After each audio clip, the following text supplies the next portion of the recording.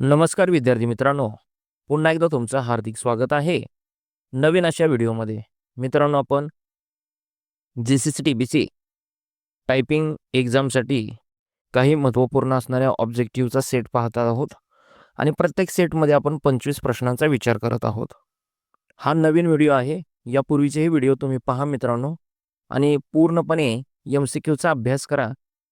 मी तुम्हाला गॅरंटी मात्र देणार नाही, मात्र खात्री एवढी देईल की याच प्रश्नामधील बरेचसे प्रश्न तुम्हाला येणाऱ्या परीक्षेसाठी असतील ऑब्जेक्टिव्ह म्हणून.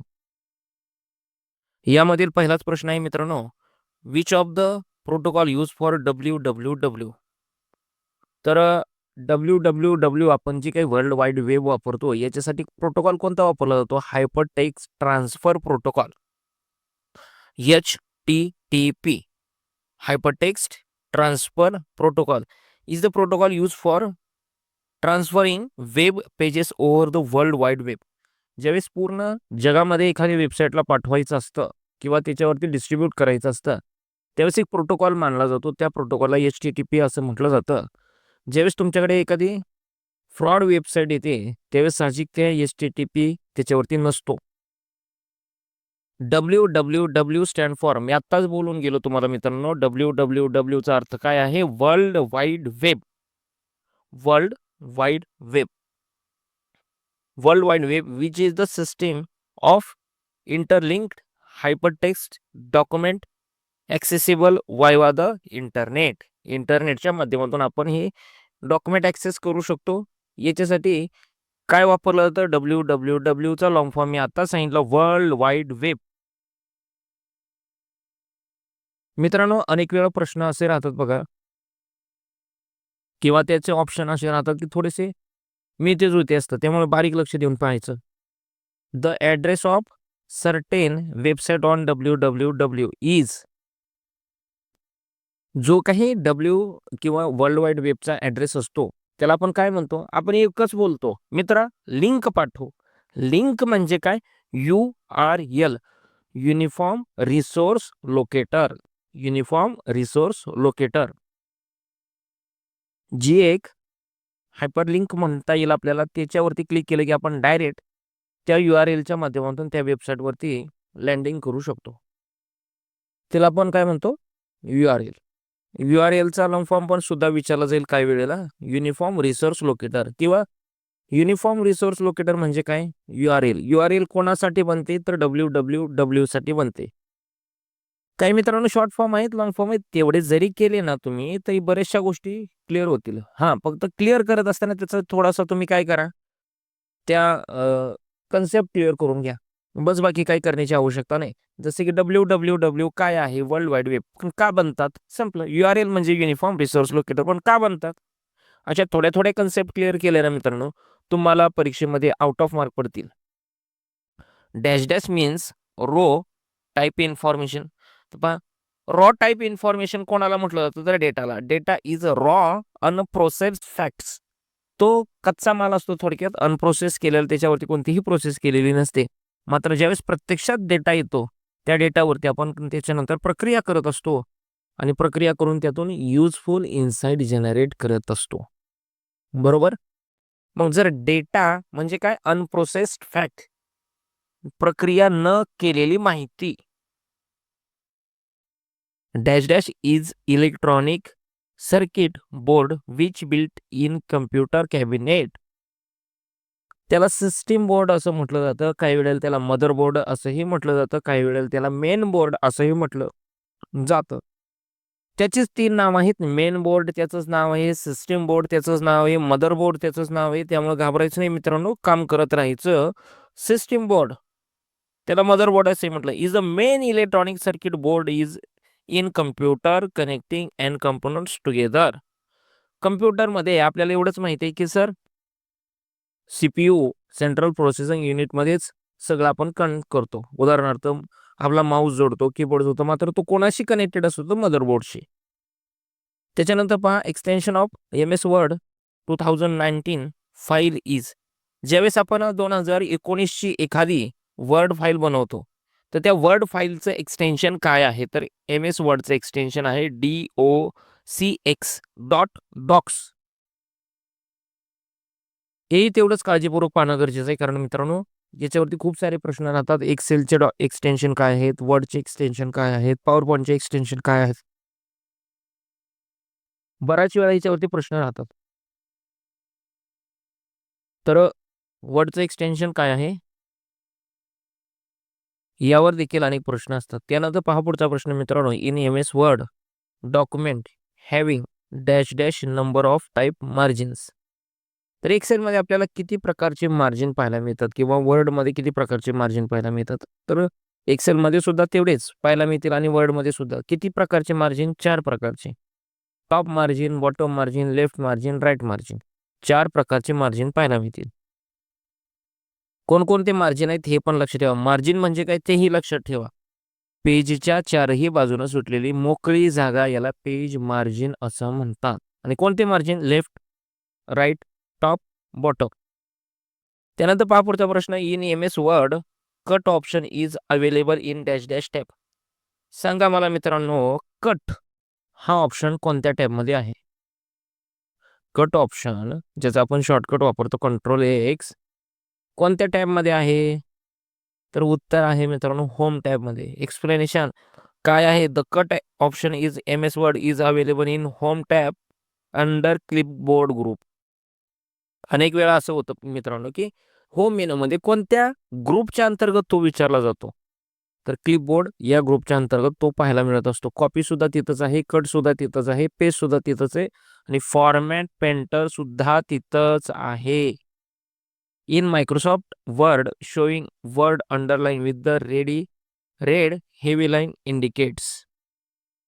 कधी हे असं दिसतं की लाल रेषेने आपल्या एखाद्या शब्दाला अंडरलाईन केलेली असते आणि ते ऑटोमॅटिक येते. ज्यावेळेस आपलं एखादं स्पेलिंग हे मिस्टेक असतं, चुकीचं आपण स्पेलिंग लिहिलेलं असतं आणि वर्डमध्ये आता बऱ्याच प्रमाणात AI सुद्धा इनबिल्ट केलेला आहे. त्याच्यामुळे परिणाम असा होतो की आपल्याला एखादं स्पेलिंग चुकलं तर त्याचं काय होतं, लाल रेषेने अंडरलाईन करून पाहायला मिळत असते. लाल लाईन येत असते अंडरलाईनसाठी आणि ते पटकन शो होतं. Which features do you use to create newspaper like document? तर आपण कॉलम वापरून मायक्रोसॉफ्ट वर्डमधील सर्वचे सर्व टेक्स्ट न्यूजपेपर किंवा मॅगझिनच्या लेआउटमध्ये क्रिएट करू शकतो. कॉलम हा टॉप असा आहे किंवा कॉलम हा ऑप्शन असा आहे की आपला टेक्स्ट 2 कॉलममध्ये, 3 कॉलममध्ये, कितीही कॉलममध्ये स्प्लिट करू शकतो आणि दिसायला तो न्यूजपेपरच्या लेआउट सारखा दिसतो. यानंतर अनेक कामं याच्यामध्ये करता येतात. त्यानंतर पुढचा प्रश्न, which keyboard shortcut is use to edit cell contents in Microsoft Excel? एक्सेलमध्ये एखाद्या टॅबमध्ये मी जर काही काम केलं असेल, एखादा फॉर्म्युला लिहिला असेल, एखादं टेक्स्ट लिहिलेला असेल, तो मला एडिट करायचा आहे. तर मी काय करेन? तर त्या सेलवरती जाऊन आपल्या फंक्शन कीज आहेत F2, F12, त्यामधील F2 फंक्शन कीज मी वापरेन. F2 ने एडिट करायला मला परवानगी मिळेल. सिलेक्ट असलेली सेल. आता याला दुसरा पर्याय शॉर्टकट आहे की आपण माऊसने सर आम्ही तिथं डबल क्लिक केलं तर चालतं का? चालतं ना, काय प्रॉब्लेम नाही. प्रॅक्टिकली करू शकतो. मात्र ऑप्शनमध्ये काय आहे मित्रांनो? F2. सो F2च वापरा. काय आपल्याला MCQ वापरतो आपण, प्रॅक्टिकल करत नाही. Which is the default alignment of text in cell MS Excel? तर बाय डिफॉल्ट एक्सेलमध्ये आता मी बोललो किती अलाइनमेंट आहे त्या 4. कोणकोणत्या? Left alignment, centre alignment, right alignment, justify alignment. बरं, एक्सेलमध्ये किती alignment? 3. Left, centre, right. Justify वर्डमध्ये मिळेल, एक्सेलमध्ये मिळणार नाही. मग बाय डिफॉल्ट एक्सेलमध्ये कोणती अलाइनमेंट असते? बाय डिफॉल्ट एक्सेलमध्ये लेफ्ट अलाइनमेंट असते. वर्डमध्ये सुद्धा बाय डिफॉल्ट लेफ्ट अलाइनमेंट असते. हे लक्षात ठेवा मित्रांनो. What are column heading in MS Excel? एक्सेलमध्ये हे कॉलमचं हेडिंग काय आहे? ABCD. पण कोणते? कॅपिटल मधले. कोणते? कॅपिटल मधले. हेही तेवढंच महत्वाचं आहे. अनेक विद्यार्थी म्हणतात सर ABCD मग आम्ही स्मॉल मधले घेऊ का? तर उत्तर चुकलं ना. शक्यतो मित्रांनो आपल्याला उत्तरे ही चुकीची द्यायचीच नाहीत. जेवढी आहेत तेवढी बरोबर द्यायची आहे, जेवढी आहे तेवढी पॉसिबल पद्धतीने द्यायची आहेत, पॉझिटिव्ह पद्धतीने द्यायची आहेत, कारण आपल्याला टॉप करायचं आहे, फक्त पास व्हायचं नाही. आणि याच्यासाठी आपल्याला एकदम बारकाईने अभ्यास करावा लागेल. Which keyboard shortcut paste the copied cell in MS Excel? एक्सेलमध्ये कॉपी केलेली सेल मला पेस्ट करण्यासाठी मी कोणती शॉर्टकट वापरू? साधं लॉजिक आहे मित्रांनो, आपण रोज वापरतो. कंट्रोल-C न कॉपी करतो, कंट्रोल-V न पेस्ट करतो. सो कॉपी करण्यासाठी कंट्रोल-C आणि कॉपी केलेली गोष्टी, तो कंटेंट असेल, तो टेक्स्ट असेल, ती सेल असेल, तो फॉर्म्युला असेल, पेस्ट करायला काय वापरेल? कंट्रोल-V. कंट्रोल-V. कंट्रोल-V is the standard paste shortcut in Excel and other office application. Microsoft ऑफिसचे जे काही ॲप्लिकेशन असतील, कंट्रोल-C आणि कंट्रोल-V हेच वापरलं जातं. जसं की वर्ड असेल, एक्सेल असेल, पॉवर पॉईंट असेल, सगळ्या ठिकाणी. Which is the default zoom percentage in MS Excel? What is the default zoom? Default zoom किती असतं? तर एक्सेलचं बाय डिफॉल्ट झूम लेवल ही 100% असते. त्याच्यानंतर आपण ॲक्च्युअल ती बदलू शकतो, कितीही करू शकतो, काही प्रॉब्लेम नाही. किती म्हणजे किती? मिनिमम आपण 10% करू शकतो. जशी रिक्वायरमेंट असेल तसं आपण वापरू शकतो, काही प्रॉब्लेम नाही.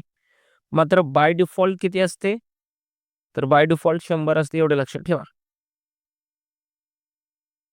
अनेक वेळा असे प्रश्न राहतात मित्रांनो, तुम्ही ह्या गोष्टी प्रॅक्टिकली करून पहा. कारण जोपर्यंत मी आता कितीही एक्सप्लेन केलं तरी तुम्ही प्रॅक्टिकल जोपर्यंत करून पाहत नाही, तोपर्यंत मात्र याच्यावरती काम करणं मुश्किल आहे.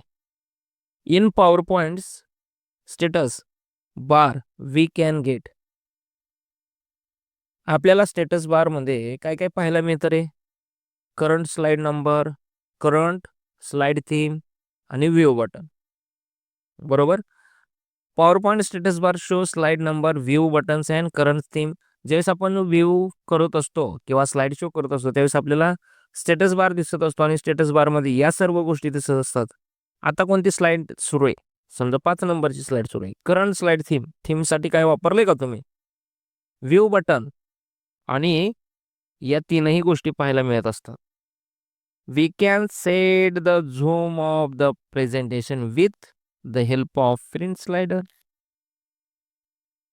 मी प्रिंट स्लायडरच्या माध्यमातून झूम सेट करू शकतो का? तर उत्तर आहे फॉल्स, चुकीचं आहे. Zoom is the set using the zoom slider in the bottom right, not the print slider. ते प्रिंट स्लायडरमध्ये नाही होऊ शकत. ते तुमच्या मॉनिटरवरती, स्क्रीनवरती राईट साईडला बॉटमला पाहिल्यानंतरच झूमचा ऑप्शन पाहायला मिळतो आणि तिथूनच झूम मी सेट करू शकतो, ना की प्रिंट स्लायडरवरून. कारण प्रिंट स्लायडरचा आणि याचा काहीही संबंध नाही. How the create another copy of slider? मला सगळ्याच्या सगळ्या स्लाइडचा नवीन कॉपी क्रिएट करायची आहे. तर मी काय करू? Press control A, select all. Control A means select all. Control C सगळेच्या सगळे कॉपी करा आणि press control V in new slide. सगळ्याच्या सगळ्या स्लाइड तुमच्या काय होतील? डुप्लिकेट होतील, कॉपी होतील, नव्याने पाहायला मिळतील. Copying a slide using control C and control V allows create the duplicates easily. तुम्हाला डुप्लिकेट बनवता येतील, सहज पॉसिबल आहे. फार काही त्याला विशेष काम करण्याची आवश्यकता नाही. The speed of all transition effect can be changed. Yes.